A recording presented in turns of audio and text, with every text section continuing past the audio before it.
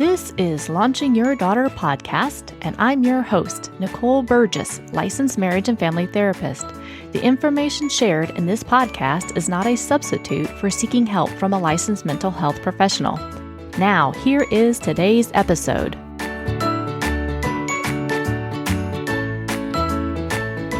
Episode 33. Welcome, everybody. Today's episode is going to be all about boundaries or limit setting. What are boundaries? Why are they important? And how do you actually set boundaries? I have a discussion at least once a week, if not more often during the week with my clients about what a boundary is, both healthy and unhealthy boundaries. A boundary is nothing more than what you're okay with and what you're not okay with. So for example, that can be a boundary about the types of food that you like to eat. It could be about physical contact. It could be about expectations regarding what time your daughter gets home from an activity. A boundary is you knowing your values, your emotions, and being able to speak from a place of calm. If something has been crossed over or trespassed by somebody else, you're responsible for yourself, not for the other person. You're responsible to them because you set the boundary, but you're not responsible for them. And there seems to be a lot of confusion around that. You know, one thing that I talk with clients about is you can't set a boundary and take care of the other person's all at the same time. It's actually, they're two separate things. If you find yourself, frustrated a lot or getting angry at another person, it probably means that there needs to be a boundary set. For example, one thing that I work often on with clients is about time limits, right? So if they're meeting up with a friend and the friend is typically, let's say, a half hour late, you can set a boundary up and saying, hey, if you're going to be late, please give me a call so that I know that you're going to be running late. Or you can say, hey, if you're going to be more than 20 minutes late, I'm going to go ahead and go into the movie theater without you, and you can come find me when you get there. That's a boundary setting. It's when you may feel discomfort when you set up a boundary with somebody if you haven't done that in the past, but it really cuts down on the resentment you feel towards somebody else as well. All right, so I'm going to give you a little more about what boundaries are. Boundaries are about, learning how you take care of yourself no matter what is happening, where you go, and who you are with. Boundaries also come from your own set of belief systems, your values, of what you think you deserve and what you don't deserve. They come from what you believe you want and you need, your likes and your dislikes, and all of that information is important. If you don't know that about yourself, it makes it really difficult to set up a boundary with another person to help hold them accountable for something that you are getting frustrated with regarding some behavior they keep doing. Because if you don't know that about yourself, you can't really reinforce that with anybody else. Boundaries come from a deep sense of self-awareness, meaning your own personal rights, that you have the right to take care of yourself, you have the right to be yourself, and that it's not okay if somebody is trying to tell you to be or do something that you are not or don't want to do. And the goal of setting up a boundary is not to build up these huge walls where you keep everybody at a distance. It's to be able to make you feel like you've got a good sense of yourself and you feel secure in who you are so that other people don't take advantage of you and that they basically get to understand you. Brene talks about in her books of The Gift of Imperfection how boundaries really helped her not only hold other people accountable, but helped her become more of a compassionate person. When we are feeling resentful and misunderstood and don't quite understand ourselves, the other person that we're in relationship with is not going to understand us any better. So boundaries are really, really important for the health of you and for the health of your relationships. I'll give you an example that I talk with my teen girls about in my practice often, and sometimes it's even within the family of origin or the family itself, the system that they kind of do. It's called triangulation. And what that means is person A has a disagreement or a frustration with person B, And instead of telling that person about their frustration, their hurt, their irritation, whatever emotion or thoughts that they have, they bring in person C and they start to vent to them about it. They start to complain to them about it. And then they want that person C to be on their side. And maybe they even ask person C to go talk to person B. It's not person C's place to speak to person B about that disagreement, that conflict between the original two people, A and B.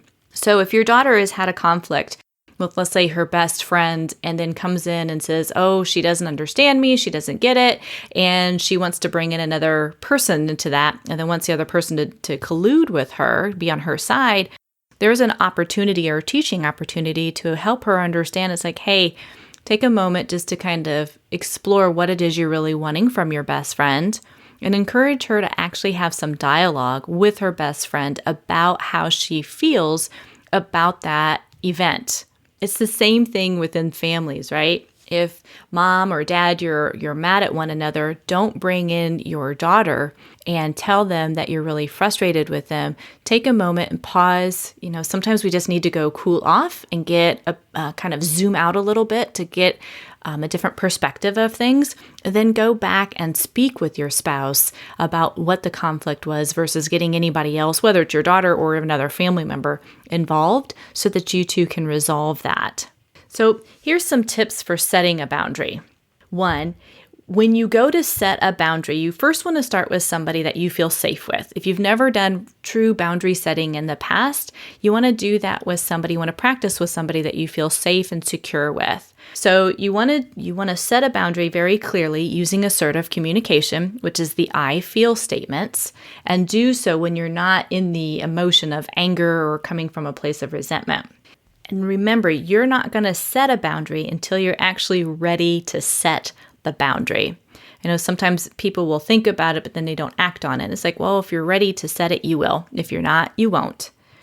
Be prepared that some people, as you continue to practice boundary setting, they may not like the boundaries you set, and that's okay. Again, you're not responsible for other people's emotions. You're responsible for you and you alone. You can tell them that, you're starting to do things a little differently, or you were feeling taken advantage of, and so that's why you're setting these things up. Sometimes, friends will be okay with it and they'll work with it. Other times you may lose friends, or family members may not talk to you for a while about it. And that's their stuff, not yours. You want to be prepared to follow through with consequences. So one example I give, again, if your teen daughter is in a relationship, and I'll probably do it, I know I'll do another episode regarding more dating violence and things like that. But if your daughter is in a relationship where a person, male or female, consistently yells at her, degrades her, puts her down, she has the right to tell them to stop, that she will no longer tolerate that type of behavior. If they begin to speak to her that way, that she will walk away from them.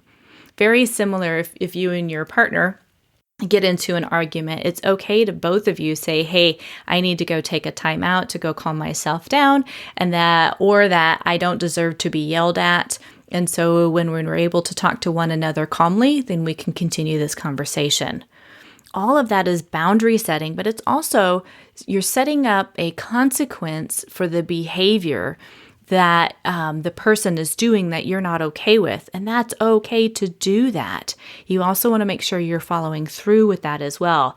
Because if we give a boundary and then we don't follow through with it, it makes us incongruent. And then that's where, again, people aren't going to believe you that you're going to actually hold out on that. And that's where the testing can come in when you're starting to set up some boundaries with people.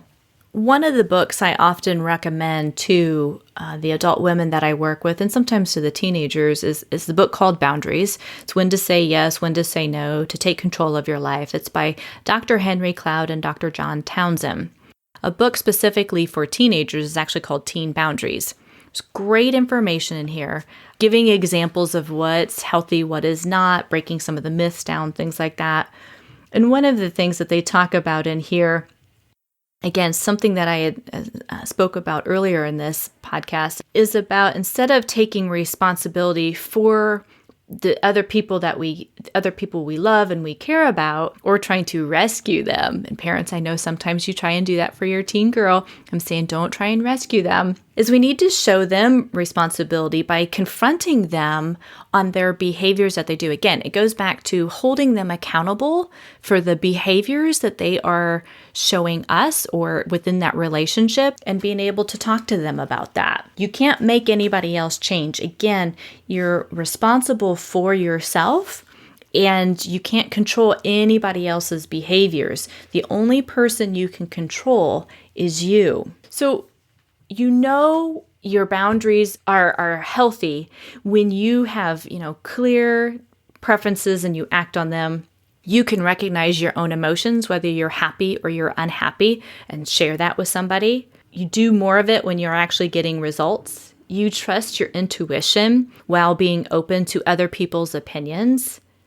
You are satisfied. You're only satisfied really if you're really engaged in life and you're thriving. You have excited interest in self-enhancing hobbies and projects versus doing what somebody else wants all the time. Maybe you have a personal standard, but at the same time, you're still flexible. That applies to anyone, and you ask for accountability as well. You relate only to people who are also respectful to you and that they respect your boundaries.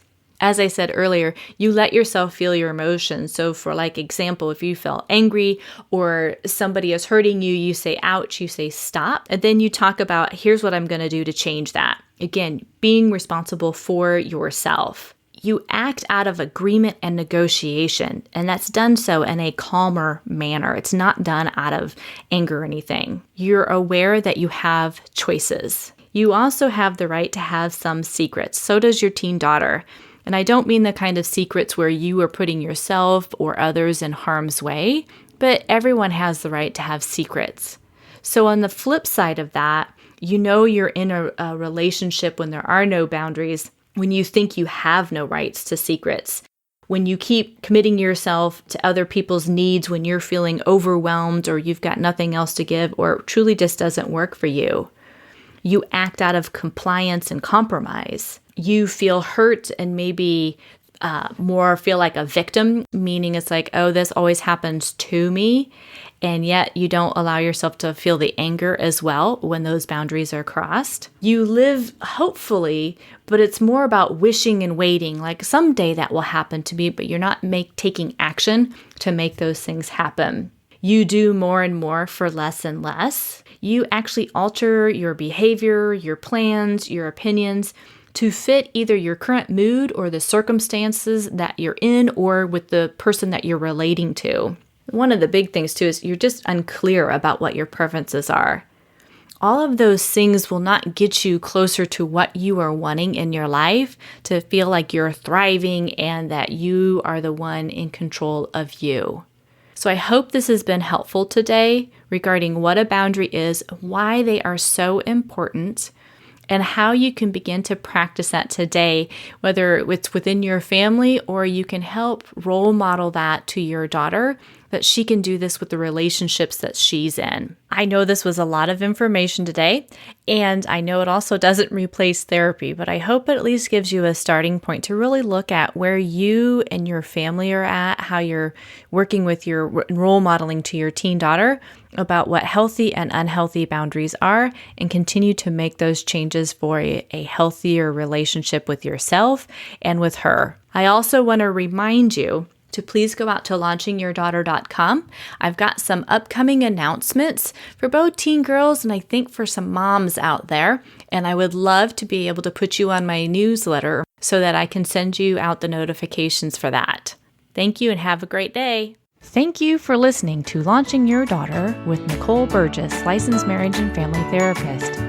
For more information or to stay up to date, go to launchingyourdaughter.com. You can sign up for my email list or join my Facebook group. Thank you.